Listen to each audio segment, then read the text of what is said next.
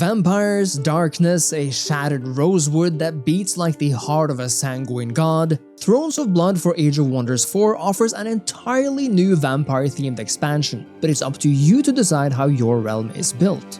Hello and welcome everyone, my name is Andy, and you might know me from my two YouTube channels, Andy's Paradox and Andy's Take. Today, I'm collaborating with Paradox to give you an exciting look into some of the major features of the Thrones of Blood DLC, including the world map updates, the new narrative content, and everything these entail. So fetch that golden goblet, fill it with your deepest, reddest liquid, and let's dig in. Age of Wonders 4 allows you to customize your game to play virtually any way you want to. But Thrones of Blood, like the other major DLCs, includes its own story campaign tailor-made for the DLC.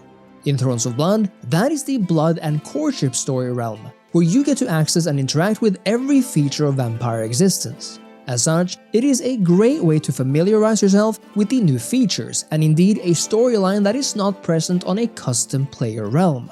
One of the major features of Thrones of Blood is the terrain and biome trait Sunless Lands, which, judging by the name, doesn't sound very inviting, unless you're a vampire of course. No, you're not in Amnora or the abundant grasslands fields of the Archons anymore, no, these lands are something else. These Sunless Lands are detrimental to any living creature.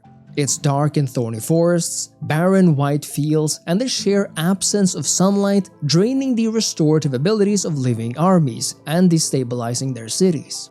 No one knows exactly what creatures lurk among its dead trees or below its dark mountains, but scholars would have it that even here lies the remains of Archon's blood, powerful material to anyone laying claim to it. Of course, as any environment, these Sunless Lands are home to other, less alive beings. In this place, elder vampires and heartless are immune to the dangers of light. Indeed, it's the only land they can truly thrive on. While most of the land in Thrones of Blood story campaign is covered in Sunless, which aids the resident vampire kingdoms and damages those who hunt the immortal lords, not every piece of soil is tainted. Towards the far reaches of this realm, we may yet find snow or grassland, where venturing forth with your undead army is a risk indeed. But the elder vampires have a trick up their sleeve. Through the use of a terraforming spell unlocked by expanding your vampire castle, you gain access to the Desecration Ritual, a spell that allows you to immediately convert an untainted collection of lands into sunless. This allows you to spread the vampire lands beyond its initial confines, which will be even more important if you're playing as a vampire in a realm that's not mostly sunless. The same goes for the Desecration Chambers, a city structure which automatically converts adjacent provinces to the domain into sunless terrain. In this deliciously forsaken land, wildlife is tough to come by, unless of course you're looking for the odd herd of sheep that somehow live on, or the prevalent bad horde that roams where the sun does not. Some might call them rats with wings, but to vampire kind, they are all perfect little angels. These sunless highlands hide many secrets, perhaps more often than not in plain sight. In the heart of the map lies the shattered rosewood of the Endylon, a beating heart within the trunk of a defiled world tree, which not only corrupts the land around it, but brings powerful boons to the empires who borders its domain. While various factions raise their own cities of course, ancient wonders dot the land too. Some of these are the vampire palaces of old, like the Court of Carousing, and the Blood Emperor's Rose Palace.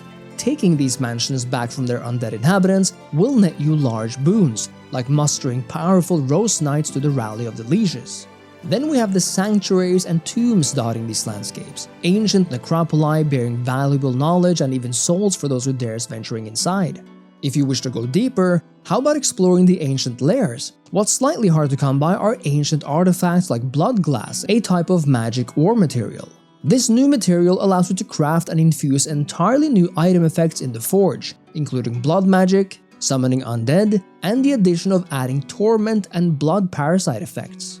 You may infuse your wand with the Summon Rose Knight spell, which provides you with a mighty tier 4 unit for 3 turns, or perhaps you'd rather infuse your next blade with a greater bleeding effect. Blood glass is rare indeed, but you'll find their deposits at various locations around the map, often not far away from the vampire palaces of old themselves. Of course, there's something even darker here than the Sunless Lands, for true darkness lurks beneath the earth, in the aptly named Crypt of the Deathless God.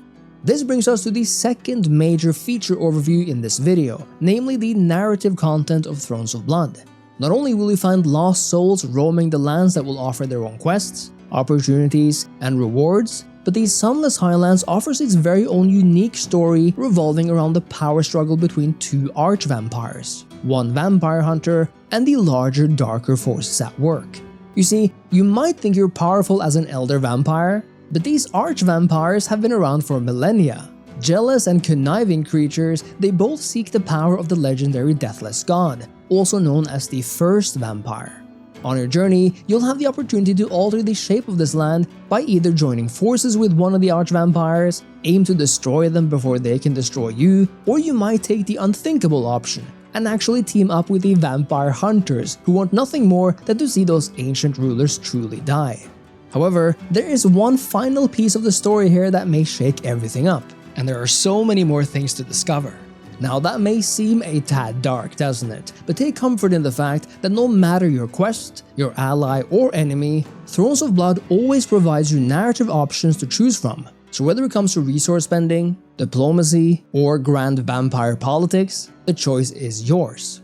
In other words, with an entirely new biome in the Sunless Lands, which opens any realm to vampire incursions, and with a host of new story content both through lost souls roaming the lands and the tailored blood and courtship story realm that sees powerful and ancient vampire lords vie for power, Thrones of Blood for Age of Wonders 4 brings darkness, rivers of red, and all the sanguine goodness a true vampire expansion could offer. Next time, we'll cover everything in the free update accompanying Thrones of Blood, so make sure to tune in and subscribe to the Age of Wonders 4 YouTube channel. And of course, make sure to check out the first video in this series too, to learn everything about the Elder Vampire ruler type and the new tomes in Thrones of Blood. Until then, and on behalf of Paradox, I am Andy from Andy's Paradox, and I'll see you next time. Cheers!